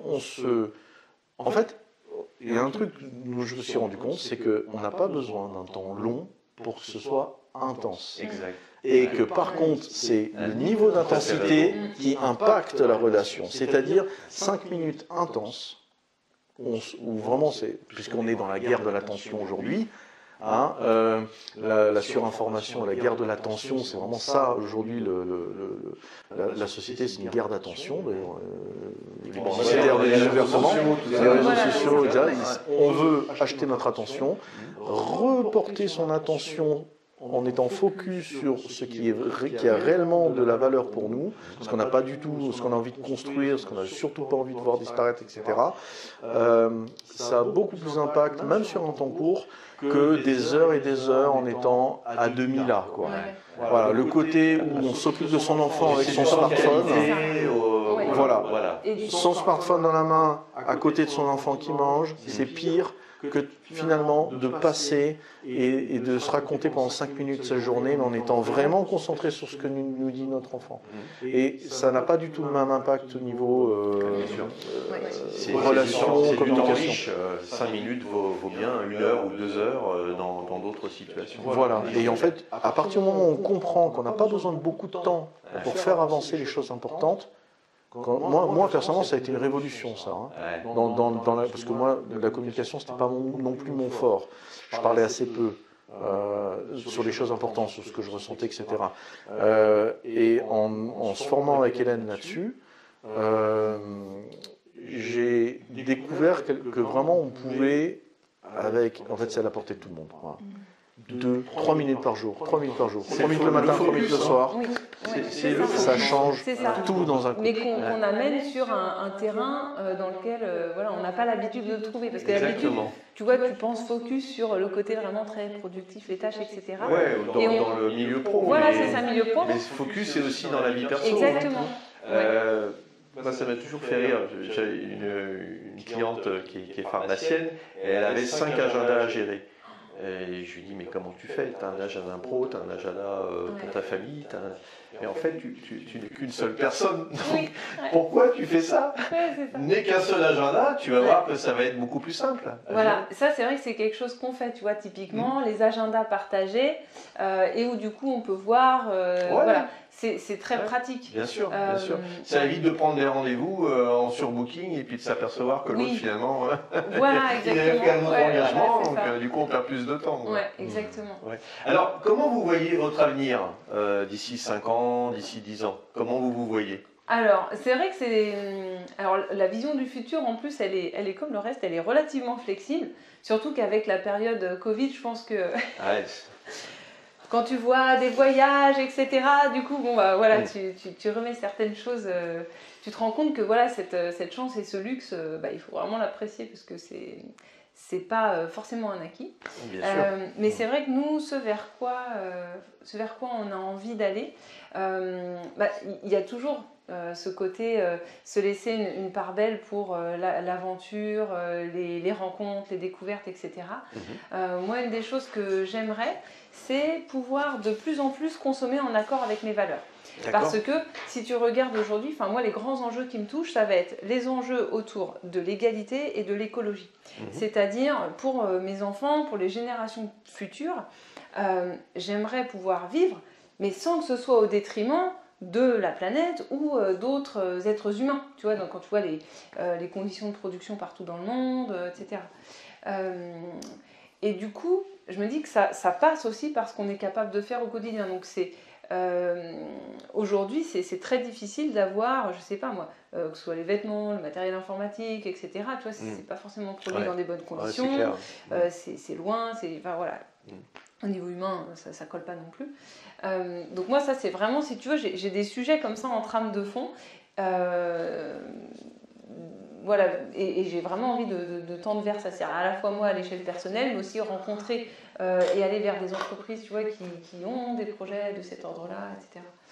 D'accord. Et toi aussi, Ludo, est-ce que vous arrivez à vous mettre d'accord? Oui, on a, il y a souvent on a quand même des grandes valeurs communes avec Hélène. C'est plutôt la manière de faire qui diffère que les valeurs. On s'entend bien parce qu'aussi on est d'accord sur le fond.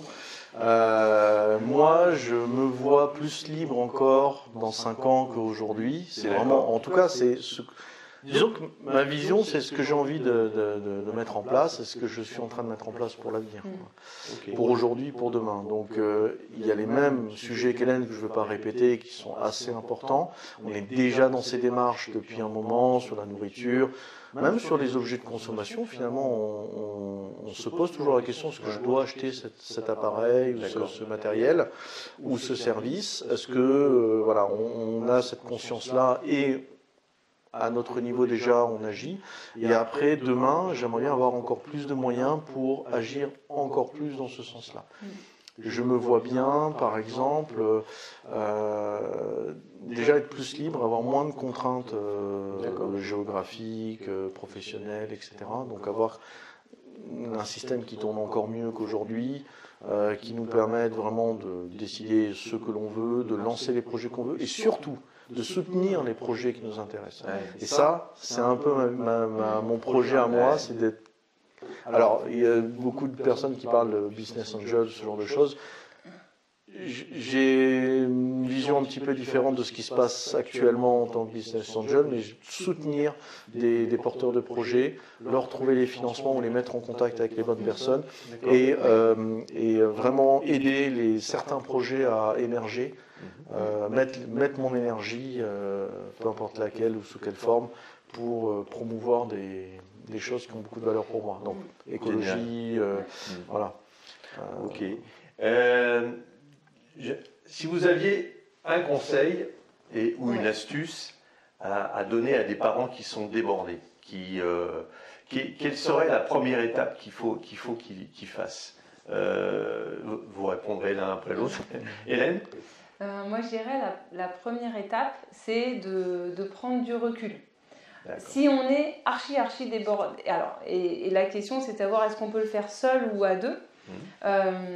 Quand j'y prends du recul, ça peut être ne serait-ce que, tu vois, 1 heure ou 2, aller prendre, tu vois, faire une petite marche à l'extérieur ou aller prendre un café quelque part et prendre du recul pour regarder qu'est-ce qui peut être fait en mode 80-20. C'est-à-dire regarder finalement dans notre vie là où il y a peut-être le plus de friction, de frustration, parce que parfois en fait, ça va être une action, il va falloir identifier, et pour chacun, ce sera quelque chose de différent. Bien sûr. Mais c'est de regarder dans sa vie, qu'est-ce qui pèse le plus, ou si je changeais une chose, quel paramètre permettrait d'avoir un allègement de la pression très important. Et donc, qu'est-ce qui serait finalement à chercher à mettre en place en premier? Ça, c'est quelque chose que moi, je fais régulièrement. Par exemple, je me suis rendu compte, comme ça, en prenant un temps de recul, de me dire, moi je me rends compte que faire le chauffeur de taxi pour les enfants, ça fait pas sens. Ouais. C'est pas le moment où il y a le plus d'échanges, etc. Et j'ai l'impression de courir partout, tu vois, ça a ajouté beaucoup d'agitation. Donc à partir du moment où je l'ai identifié, on a réussi à organiser du covoiturage. Ce qui est devenu d'autres parents. Exactement, on s'est rendu compte qu'il y avait extrascolaires par exemple. Alors voilà, même pour ou pour l'école, parce que nous on devait emmener les filles à l'école. Scolaire, c'est moi. Et voilà, Ludo lui ça le dérange pas, tu vois, Moi, le côté trajet beaucoup moins. On rigole dans la voiture, on chante. Et c'est comme ça qu'on se répartit les tâches aussi, c'est-à-dire regarder, peut-être que sur les deux, il y a des choses que l'un n'aime pas du tout faire, ça lui met la pression de dingue, et l'autre, c'est neutre. C'est la répartition tu peux agir sur ça, tu vois, sur dire qu'est-ce qui pour moi est vraiment le plus affreux et comment je peux agir dessus. Et partager avec l'autre, parce que du coup tu te rends compte que bon, y a des choses que personne n'aime faire, voilà, mais tu peux quand même arriver, par exemple moi ça me dérange pas la vaisselle, c'est plus souvent moi qui fais la vaisselle et c'est plus souvent Ludo qui amène les filles aux activités, tu vois, c'est des répartitions comme ça. D'accord. Ouais. Mais ça va vraiment varier pour chacun. Et un truc très simple quand même, que nous on a fait, et je trouve que c'est un gros mangeur de temps, c'est vrai qu'on n'a pas de télé. Oui, on n'a pas de télé. Oui. Et d'ailleurs, vous savez quel est le temps moyen de télé par foyer? 2 heures, 3 heures. Je pense que les téléphones ont pris le devant, non? Non. Temps moyen, donc sur toute la population. Donc évidemment, il y a des tranches qui sont un peu plus âgées et qui n'ont pas forcément l'accès à Internet. Oui. C'est 3h34. C'est énorme.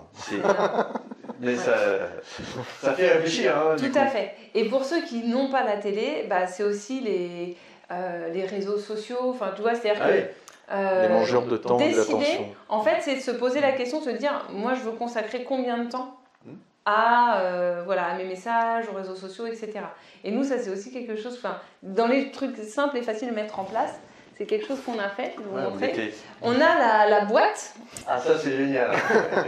C'est la boîte à smartphone, c'est-à-dire mon grand désarroi de temps en temps. Voilà, c'est une boîte qui ferme à clé, donc on peut enfermer le portable dedans. Et ensuite, il suffit de fermer. Non, mais il faut que tu précises aussi qu'on a chargé les enfants de surveiller l'utilisation du papa. Notamment le soir avec le téléphone. Oui. C'est vrai que c'était toi, Ludo, qui avait le plus de mal en fait à. C'est moi qui ai le plus de mal à déconnecter. D'accord. Et surtout quand tu as une vie pro qui te plaît, je qui suis est très prenante, sollicité etc. de base. Forcément, c'est pas évident de couper. Et à un moment donné, de dire maintenant c'est le temps en c'est famille, une sacrée astuce, le temps ça, pour le coup, parce que ça touche toute la famille.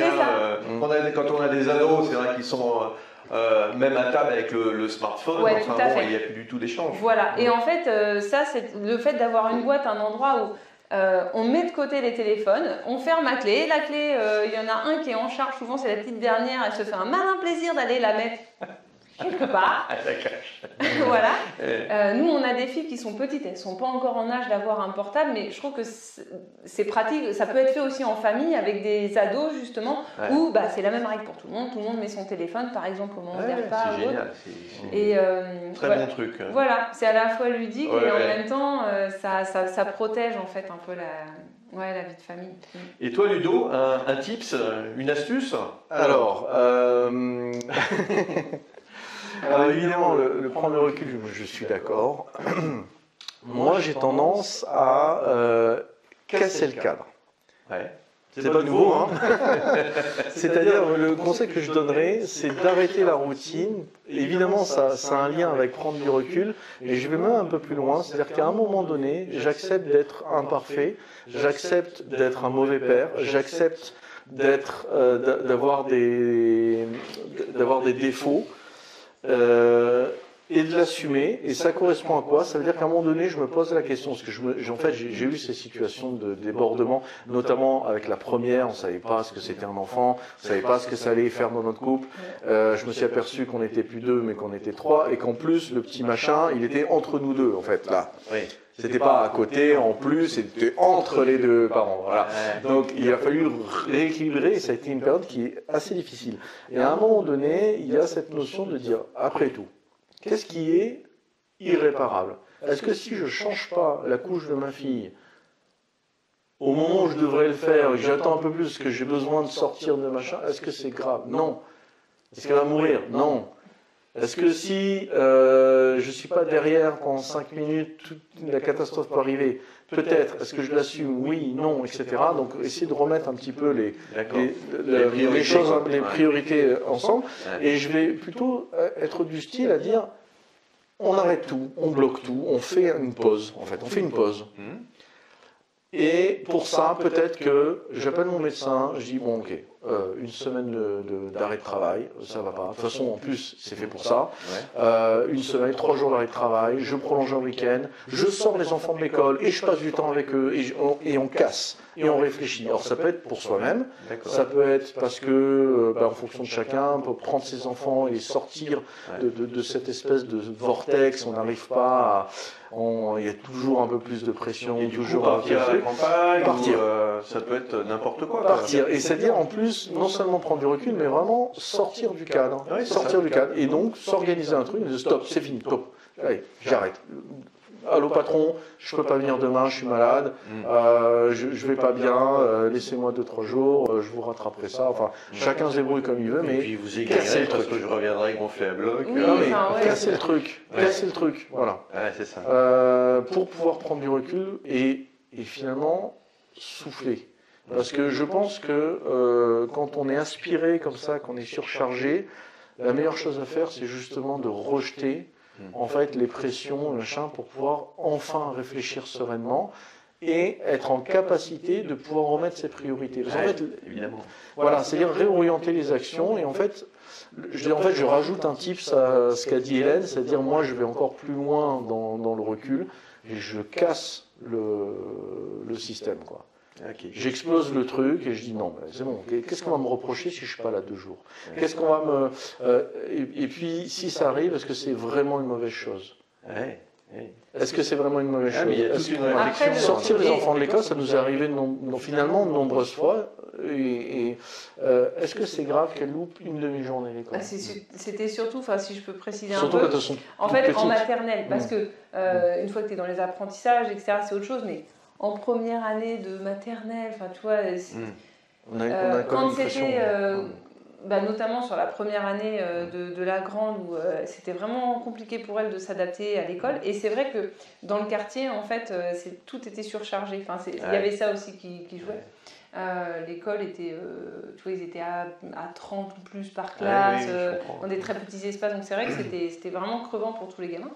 Donc, il faut bien sûr adapter, et même en se disant mais en fait le cadre il est surtout dans la tête, parce qu'au final c'est vrai que toi tu as été très très peu mal, c'est-à-dire que vraiment l'un comme l'autre, je sais pas, on a peut-être dû avoir un arrêt maladie, tu vois, sur 10 ans, mais c'est le fait, tu vois, de pouvoir se dire dans sa tête que s'il y a besoin de faire une coupure, on va la faire. Prendre la décision et voilà. Et après effectivement, et après évidemment toi tu es responsable, tu t'organises par rapport au travail, etc. Évidemment. Mais c'est vrai que le fait de pouvoir s'autoriser à faire une pause et à se dire comment je m'organise pour faire cette pause, rien, tu vois, d'ouvrir cette porte-là, ça aide du coup, tu vois, en fait l'idée c'est ça, c'est de s'extraire de ce dans quoi on est englué pour aller chercher qu'est-ce qu'on va pouvoir changer. Et on ne pourra pas tout changer du jour au lendemain, mais un petit pas va en entraîner un autre, etc. Ça à tous les niveaux, soit sur... voilà, c'est un peu le... Et après, c'est d'être curieux, c'est-à-dire ne pas être abattu en disant, en fait, il y a une solution. En fait, déjà, je pense qu'on a tous une place dans ce monde. Tout le monde. Si on est là, c'est qu'il y a une raison. Donc, on s'est assez battu pour être là. Voilà, c'est ça. On peut rappeler qu'il y a un spermatozoïde qui est allé chercher un ovule et il s'est battu. On est là, donc on a une place de fait. Et donc cette place-là, des fois, il ne faut pas grand-chose pour se remettre bien. Et souvent, la pression autour de nous... Alors, c'est marrant parce que quand on est libre. Quand on est enfant, on est libre. On est vraiment libre. Alors, il suffit de regarder un enfant de 2, 3, 4 ans jouer. On n'a aucun filtre sur Ah oui, c'est ça. Voilà. Et après, on passe toute sa vie d'adulte à essayer de déconstruire ce qu'on nous a appris dans notre enfance, de la manière dont on nous a éduqués. Que ce soit à l'école, que ce soit avec les parents, etc. Donc c'est assez marrant de voir qu'en fait, on est libre et on passe toute notre vie à essayer de le redevenir. L'idée, en fait, est... elle est autour d'être curieux et d'être sûr qu'il de toute façon il y a une solution à nos problèmes. Donc prendre du recul et s'extirper, c'est une chose. Et une fois qu'on a eu un petit peu d'air pour remettre les priorités en disant mais c'est quoi qui est important pour moi finalement, et de quoi j'ai besoin, un peu plus de clarté. L'idée c'est de se dire bon maintenant, où est-ce que je peux trouver l'outil? Parce que l'outil, on ne nous l'a pas appris. On ne nous a pas appris à être parents, de base. Plus personne ne nous apprend à être parents. Moi j'étais complètement perdu. Quand à 2 ans et demi, la période où on voit les enfants se rouler par terre dans un magasin en étant tout rouge, en hurlant, on se dit mais mon gosse, il sera jamais comme ça. Après, il y a les bouquins de Dolto, de Laurence Pernou, et comment on fait pour élever un enfant, tout ça. Mais bon, c'est dans les livres. Oui, voilà. Mais du coup, c'est dans des bouquins. C'est auprès de personnes d'expérience, c'est auprès de gens qui ont réfléchi, qui ont vécu les problèmes et qui ont trouvé les solutions, alors, qui ont potentiellement écrit un bouquin, voilà. Et en fait, l'idée c'est de dire, je n'ai pas la solution de mon problème, sinon j'aurais pas de problème, soyons clairs. Donc j'ai un problème, cherchons la solution. Et ce chemin-là, il est intéressant parce que du coup, c'est en créant ce chemin, en prenant l'habitude d'aller chercher les solutions ailleurs, ce qui fait qu'aujourd'hui, on est tout le temps en train de se former, tout le temps. Mais tout le temps, sur des tas de sujets en même temps, et encore plus qu'avant, si on a plus de temps, donc on se forme encore plus. C'est important. Et du coup, tout simplement parce qu'on identifie un peu mieux les problèmes, parce qu'on a un peu plus de souffle, en tout cas par rapport à notre vie d'avant, ça c'est sûr. Et donc, un peu plus de souffle, on réorganise un peu plus souvent nos priorités en disant, est-ce que je suis toujours dans la bonne direction ou pas? Et du coup, quand on identifie un problème, on va chercher cette solution, et cette curiosité. Et des fois, ça va un peu plus loin qu'une simple recherche Google. Des fois, c'est se déplacer, rencontrer des gens, même si c'est un peu plus dur aujourd'hui. C'est lire des bouquins, contacter l'auteur, poser des questions, aller voir les références qu'on a dans les bouquins. Et en fait, cette curiosité, elle vient naturellement quand on a un vrai problème qui nous pose. Voilà, on va chercher. D'ailleurs, je suppose que les gens qui vont regarder cette interview, s'ils sont en train de la regarder, c'est qu'ils cherchent des solutions. Donc c'est vraiment s'encourager à aller chercher les solutions et réadapter les solutions qui, évidemment, si on les applique telles quelles, alors au début on fait ça, et puis en prenant du recul, on dit « Ah ben j'aime bien cette manière de voir » ou « Je déteste cette manière de voir ». Mais par contre, telle autre manière me conviendrait mieux, etc. Et donc on construit ses propres solutions, parce qu'en fait, c'est impossible de calquer un truc. Alors, j'ai une question aussi sur... Après, on va écourter, parce qu'on ne va pas faire non plus 3 heures, on pourra en faire 10, hein, mais...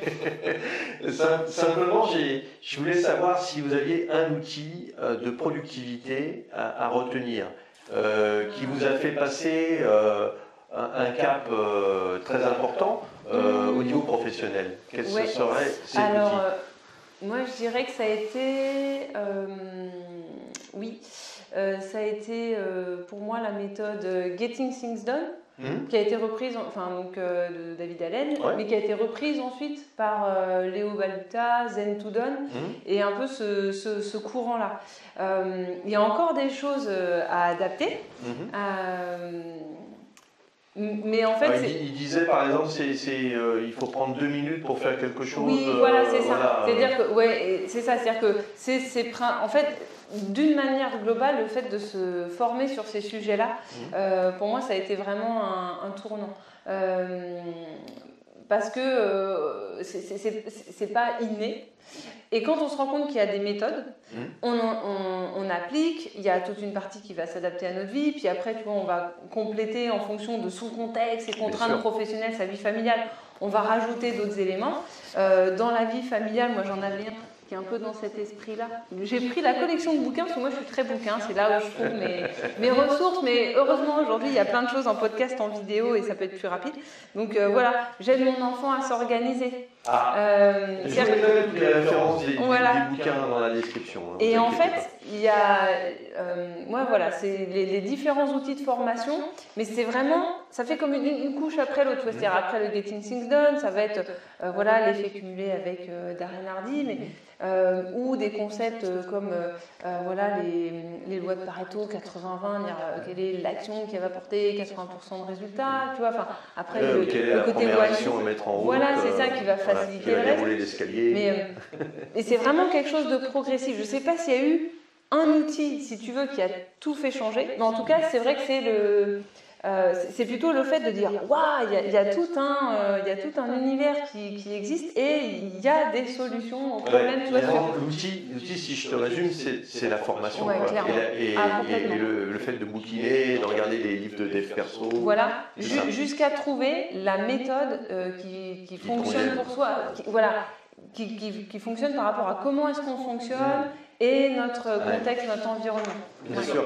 Et alors toi, Ludo, c'est quoi ton... Alors moi j'ai un autre angle de vue. Je n'absorbe pas autant de connaissances qu'Hélène. Moi, la loi Pareto m'a extrêmement parlé et de base, je suis passé du 80-20 au 99-1 dans ma manière de faire. C'est-à-dire j'ai toujours cherché à appuyer sur un bouton pour avoir le maximum de résultats, c'est-à-dire le minimum d'action pour le maximum de résultats, que j'appelle moi l'efficience. Parce que, de base, j'aime bien sur l'efficacité, on est sur l'efficience. C'est un minimum de temps, le maximum de résultats. C'est comme ça que je définis l'efficience. Je n'ai pas vérifié dans le dictionnaire si c'était réellement ça, mais en tout cas, cette notion de dire résultat temps. Et par contre, l'angle de vue que j'ai eu, moi, sur ma productivité, si on peut dire, on peut dire que je suis productif. Oui, bon, allez, oui. Quand même un petit peu, on a quand même avancé, mais l'idée, ça a été de s'attaquer à mieux me connaître. C'est-à-dire, ce qui m'a fait le plus avancer, le plus comprendre comment je fonctionnais et qui m'a fait adapter tout ce que j'ai pu observer autour de moi en termes de technique, de connaissances, de méthodes, etc., ça a été de faire des tests de personnalité. D'accord. Ça a été une révélation pour moi. Voilà. Donc, il y a des tas de tests. Le premier truc que j'ai fait, c'était le test des 16 personnalités sur Internet, qui est un test gratuit. Je crois que ça s'appelle 16 personnalités. On mettra le lien en bas de la vidéo. C'est un truc génial j'ai vu en fait il y avait des études qui avaient été faites avec des tests. En plus, il est gratuit. Alors, il me partit en anglais, donc il faut être un peu anglophone. Mais en tout cas, sur le début, on peut l'avoir une traduction française on va dire sur l'essentiel, le résumé. Et je me suis aperçu qu'en fait, je pouvais... Alors, attention à pas trop se catégoriser et pas trop se mettre des barrières, mais les étiquettes, c'est pas bon. Voilà, mais j'ai pu quand même me définir à travers les mots des autres, à travers des études qui avaient été faites. Il y a aussi les tests des 4 couleurs, jaune, rouge, vert, bleu. Voilà, on voit que je suis plutôt dans l'action, donc dans le rouge un peu fonceur, etc. Mais le fait de mieux me connaître, ça m'a permis de mieux adapter mes actions, où j'ai compris qu'en fait, tout le monde disait il faut tenir ces chiffres, il faut être sur Excel. Mais moi, je m'endors. À chaque fois que j'ouvre Excel, je m'endors. Donc, j'adore coder, etc. Moi, c'est quelque chose. Je faisais des jeux sur calculatrice pendant que je m'embêtais pendant les cours de lycée. C'est des choses que je faisais. Mais j'ouvre Excel, je m'endors. C'est un peu. Je fais un petit résumé, mais c'est pas du tout mon truc de me poser. Moi, j'aime bien l'action, j'aime bien les connexions avec les gens. J'aime bien être sur le terrain. J'aime bien faire avancer les choses, passer les coups de fil. Dès qu'il faut que je me pose devant un ordinateur, c'est pas trop mon truc. J'étais prof de PS, j'ai besoin de contacts, j'ai besoin de mener un groupe d'élèves, j'ai besoin d'être là-dessus. Et en fait, mettre un cadre, voir que je pouvais. En fait, oui, effectivement, il y avait des étiquettes, mais de dire ça me correspond réellement, ce test, il me sort quelque chose qui me correspond, m'explique des choses sur lesquelles je n'avais pas mis de mots. Et en lisant le résultat du test, je m'aperçois qu'en fait, ils ont raison et du coup, je fais la rétrospective des actions que j'ai faites. Je me dis, oui, je fonctionne comme ça, et je fonctionne comme ci. Alors ça, c'est pas trop bon. Ok, il me dit ça, mais je sens que ça me correspond pas trop. Mais globalement, j'ai cette personnalité-là. Donc, du coup, après, je réfléchissais en me disant, et je faisais le tri dans les méthodes que je pouvais voir et constater ou échanger. Et du coup, je dis, ça me correspond, ça non, ça, je vais plutôt prendre cet élément de cette méthode avec cet élément de cette méthode et je vais me faire mon truc. Voilà.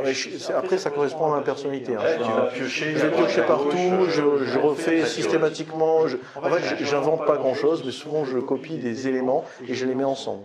De toute façon, on va pas inventer la roue. Non. Tout a été dit. Voilà. Et par contre, l'angle du développement personnel à travers une meilleure connaissance de soi. D'accord. Ça c'était vraiment une révolution pour moi.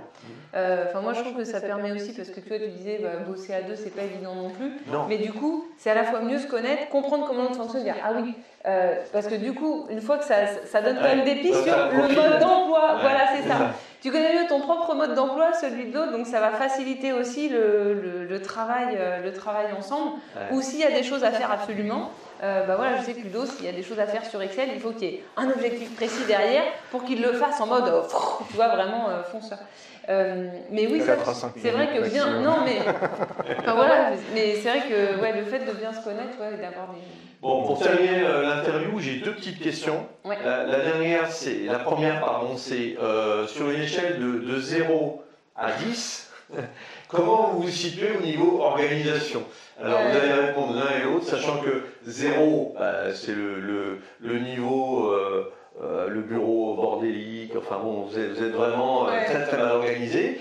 Et le niveau 10, c'est le côté zen, le côté je maîtrise tout, je sais ce qui va arriver, j'anticipe, etc. Donc de 0 à 10, une note? Moi, je dirais 6-7 dans ces eaux-là. Bravo, c'est beau déjà, 6-7. C'est aussi, alors, par rapport à un avant, tu vois, où j'ai un souvenir, je crois que j'avais pris des photos en me disant plus tard, je serai contente de voir qu'il y a du chemin de fait. Et c'était le cas, c'est-à-dire que j'ai pris des photos de la maison à la pire période, tu sais, où tu as tout partout, où tu as le tas de vaisselle comme ça, voilà. Et du coup, quand je vois la maison, je fais « Oh, c'est praticable », tu vois, c'est à peu près OK. Et je me souviens de ces périodes-là, tu vois, de jeunes parents beaucoup plus difficiles, où tu dors pas beaucoup la nuit, où ta maison ressemble à rien, etc. Ouais. Et du coup, tu vois, c'est aussi, je me dis chouette, il y a du chemin de fait, je me sens plus cool avec ça aujourd'hui. C'est encore loin du 10, et moi j'ai vraiment envie d'aller vers ça. Mais ce qui compte, c'est la progression, voilà. c'est le niveau que tu il y a 3-4 ans. C'est ça, et se dire, voilà. c'est plus cool. Okay. Merci. Et toi, Ludo? Alors moi, je suis à 5,6. Bien. 5,5. Je me suis beaucoup amélioré. Après, tout ne vient pas de moi. C'est plutôt Hélène qui organise l'environnement ou qui pense à ces choses-là. C'est vrai que avec Hélène, j'ai beaucoup progressé. Okay. Et je suis quelqu'un qui m'adapte beaucoup au dernier moment. D'accord. Par contre, j'ai un besoin de contrôle quand même important. Donc en fait, l'un dans l'autre, j'arrive quand même à faire avancer les choses. Je me sens pas démuni, mais j'ai progressé, mais je suis franchement loin d'être quelqu'un de militaire, quoi, de très organisé. C'est la progression. C'est ça. Voilà. C'est se dire, on évolue. Et je suis toujours à la recherche. Là, je suis en train de découvrir un nouvel outil de prise de notes. Donc, là, je suis vraiment au démarrage, mais qui a l'air de mieux correspondre à ma façon de penser, qui est plutôt une pensée en 3D. D'accord. Et souvent, en fait, aujourd'hui, on s'organise grâce à des outils sur un écran plat. Ouais. Et moi, j'ai une pensée qui fait beaucoup de connexions avec beaucoup de domaines différents. Et j'ai vraiment, dans ma tête, j'ai vraiment une pensée en 3 dimensions où j'ai des choses devant, derrière, sur les côtés, au-dessus, en dessous. Et en fait, j'ai aucun problème à manipuler cette image mentale et à la tourner. Donc, j'ai rarement trouvé des outils efficaces. Et c'est vrai que aujourd'hui, il commence à y avoir beaucoup d'outils sur le marché. C'est toujours la galère de chercher le bon outil. Il ne nous convient jamais à 100%. Et j'ai découvert un truc qui avait au moins cette notion de 3D qui m'intéresse beaucoup. Voilà. D'accord. Voilà, cette notion de lien, etc. Donc je suis content, je vois que je me mets à rechercher des outils comme ça, alors qu'avant j'étais vraiment freelance, quoi. Alors j'ai une dernière question pour vous, puis on va clore l'interview. Je vous remercie énormément parce que du coup j'espère que ça a apporté pas mal de richesse à notre audience. Et, une dernière question, quelle est la question qu'on vous a jamais posée et à laquelle vous auriez aimé répondre? Alors, mine de rien, il y a une question qu'on ne m'a jamais posée. Alors, je n'ai pas forcément de réponse à celle sur laquelle on ne nous a jamais posée, mais la question qu'on nous pose très rarement, c'est pourquoi vous faites ça? Et non pas la question qui nous revient tout le temps, comment vous faites ça? Et donc, c'est l'idée de la profondeur de la réponse, c'est-à-dire quand on dit comment, je donne un process, comment on a trouvé ça, j'ai lu un bouquin, comment tu as fait ci, comment tu as fait ça, c'est vraiment la question qu'on a naturellement et qu'il faut absolument bannir parce que le comment de quelqu'un ne sera pas notre comment nous. On va forcément l'adapter. Par contre, le pourquoi nous inspire et nous donne des pistes de réflexion, nous donne un chemin à suivre, nous fait comprendre la raison de l'action et toutes les questions qui vont tourner autour du pourquoi vous avez fait ça, c'est vraiment une question qui est hyper rare. Et quand on nous la pose, on dit « Ah, il y a quelqu'un qui a compris ». Alors, quel est ton pourquoi? Si tu veux le partager. Oui. Mon pourquoi personnel, ça a toujours été une quête de liberté. D'accord. Et j'ai surtout des pour qui, en fait, réellement. Hélène et mes filles, qui sont des gens, aujourd'hui en plus, je n'ai plus de parents. Donc, comme disait ma fille, tu es orphelin maintenant. Bah oui, je suis orphelin. Depuis peu, mais voilà, ça te donne une impression bizarre. C'est un vrai pourquoi qui est moteur. Donc, c'est mon pour qui aujourd'hui. Et pour mes filles et ma femme, moi, je suis prêt à retourner le monde. Ouais, c'est clair. Donc, moi, j'ai aucune limite pour créer quelque chose, parce que je ne veux pas rester tout seul. En fait, voilà, j'ai trouvé des gens avec qui j'ai des attaches très fortes. C'est les seuls qui peuvent me faire vaciller, mais c'est les seuls c'est les seules personnes au monde qui peuvent me rendre invulnérable. Donc je suis à la fois, voilà, c'est un peu les deux, et j'ai envie des montagnes. Donc j'ai envie de transformer le monde de demain pour mes filles. J'ai envie de créer quelque chose où on est libre de pouvoir avancer comme on le veut avec ma femme. Donc ça, le pour qui, ouais. C'est très important pour moi. Beaucoup plus que ma recherche de liberté où je sais que je peux la trouver même à l'intérieur, à l'extérieur. Je vais toujours trouver un moyen de trouver ma liberté. Même si on m'enferme, je serai quand même libre dans ma tête, donc ça va être difficile de m'enlever ça. Mais par contre, c'est toujours une piste. Mais le pour qui, ouais, non, c'est... Hélène, j'imagine que c'est un petit peu la même chose. Oui, c'est vrai que c'est assez proche, parce que surtout que cet angle-là, moi je l'ai vécu de l'intérieur. C'est-à-dire qu'à un moment donné, quand j'étais en mode cadre, avec beaucoup de choses à faire, etc., je me disais toujours, je me posais cette question de comment je peux être plus productif, comment je peux faire ça, comment je peux faire ça, etc. Et au bout d'un moment, je me suis rendu compte que j'en étais venue à fonctionner un peu dans un mode robot. Ouais. Et du coup, ça a été... et les claques successives de la vie m'ont fait remettre les choses en ordre. C'est-à-dire que le commun est utile. Il est utile comme outil. Mais le plus important, ce qui fait qu'on va avoir envie de se lever le matin, envie de continuer, qu'on ne va pas être complètement déprimé, etc., c'est effectivement quelque chose de plus profond. Le pourquoi, le pour qui. Et c'est vraiment, moi, c'est vrai que et l'arrivée des enfants, pour ça, c'est un très bon déclencheur. Voilà. Donc, non, c'est effectivement, c'est très proche. Et si on doit rester sur cette histoire de comment ou de pourquoi, enfin, toi, dans la manière d'aborder les questions, il y a le comment d'un point de vue pratique, quel outil j'utilise, etc. Mais il y a aussi le comment dans le sens savoir-être, l'état, tu vois, l'état d'esprit. Ouais, et maintenant, c'est ce qui fait la différence entre le savoir-faire, le faire savoir, voilà. et puis le savoir-être qui est exactement. Vraiment Et la clé, quoi. C'est ça. Et souvent on dit mais comment tu fais telle ou telle chose? Et souvent c'est vrai que je me dis mince, on oublie de dire comment je le fais. C'est d'abord voilà, de quelle manière je l'aborde et quel état d'être je cultive pour faire tout ce que j'ai à faire. Parce que si c'est pour être en mode stressé tout le temps, en fait, je me suis rendu compte qu'on pouvait être toujours plus productif et faire toujours plus, mais tout en restant dans un état de stress ou voire en augmentant son état de stress et juste arriver au burn-out à la fin. Donc aujourd'hui, je fais beaucoup plus attention au pas comment faire, mais au comment être. Voilà. Ouais, vous êtes dans l'anticipation quelque part. Voilà. Ouais. Et oui, c'est ça. Ouais, c'est vraiment un entretien très riche. Je vous remercie beaucoup pour le temps que vous nous avez consacré, parce que le sujet c'était le temps, vous l'avez compris, l'organisation. Donc merci à vous merci d'avoir partagé ce moment privilégié avec notre audience. Et puis on mettra tous les liens voilà, dans la description. dans la description, vous aurez tout également. On peut vous retrouver à quel endroit, Hélène et Ludo, sur vos activités professionnelles? Oui, on fait très peu de communication, mais par contre on peut nous joindre très facilement. On mettra du coup le mail aussi dans la description. D'accord. Mais voilà, c'est la manière la plus simple. Bon, eh bien c'est parfait. Merci à vous. Merci beaucoup. À bientôt. Merci, au revoir. Au revoir.